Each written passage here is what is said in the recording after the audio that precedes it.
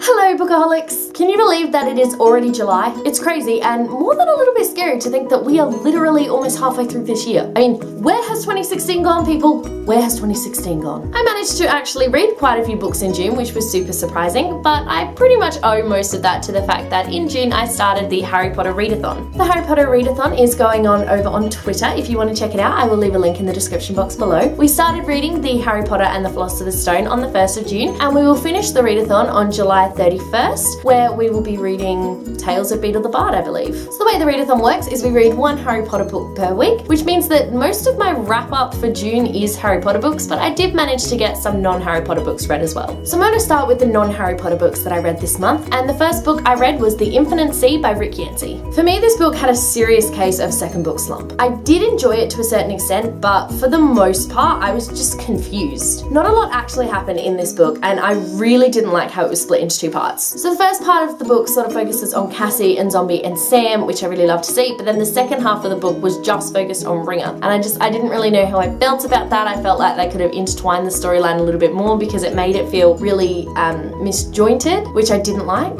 In saying that though, Ringer's storyline was actually the only storyline that was even remotely interesting in this book. All the stuff between Cassie and Zombie, I was like, why am I reading this? This really doesn't add anything at all to the plot. But Ringer's storyline actually did, and Ringer's storyline was really the only one that had a lot of emphasis when it came to the third and final book. Even Ringer's story was a little bit boring though, and for that reason I've only given this book a 3 out of 5 stars. So the second non-Harry Potter book I read was The Last Star by Rick Yancey, which is the final book in the Fifth Wave trilogy. I was pretty disappointed with this book. I mean, don't get me wrong, I did enjoy it, and I thought that it was a pretty strong conclusion to the series that I fell in love with when I first read Fifth Wave, but honestly I think that the series definitely went downhill after that first book, and this one was a good ending, but it was also a very confusing ending, and I found that I finished the book still not really knowing what had happened, and I absolutely hate finishing a book with more questions than I have answers. So clearly if you finish a book with more questions than answers, that means that the author really hasn't done their job very well. I don't want to go into too much detail with this one because I'm planning on filming a full review for you guys. So all I will say is that I was disappointed overall, but the book still got a 4 out of 5 stars from me. The third and final non-Harry Potter book that I read this month was Zenith Part 1 by Sasha Olsberg and Lindsay Cummings. First off, I really want to congratulate Sasha and Lindsay on their book. I know they've been working on it for a really long time. Sasha in particular has posted it all over her social media, including her Snapchats, which have always been very long but very entertaining to watch. Unfortunately, I was a little disappointed with this book overall. There wasn't a lot of world building or character development in the book, and honestly it felt just like one giant Firefly fanfiction than an original story. I don't know if it's because of the way they're releasing it, like they're only releasing it in parts in a very serialized manner, or whether it was just the book itself that I didn't enjoy, but just in case, I'm not going to be reading any more of the Zenith parts until the entire book has been released. So I gave that one 3 out of 5 stars. After that, I then read Harry Potter and the Philosopher's Stone, Harry Potter and the Chamber of Secrets, Harry Potter and the Prisoner of Azkaban, and Harry Potter and the Goblet of Fire. I gave all 4 of these books 5 out of 5 stars because Harry Potter is an incredible series. I honestly can't believe the amount of new things I've picked up while reading them, even though this is probably my 10th or 12th time reading the series. And seriously, okay, I'm pretty sure, especially some of the earlier books, I must have read them at least 12 times over the past 12 years. I used to read the Harry Potter books once a year, and then I got into high school and it got a bit tricky. But before Deathly Hallows came out, I would read them once a year,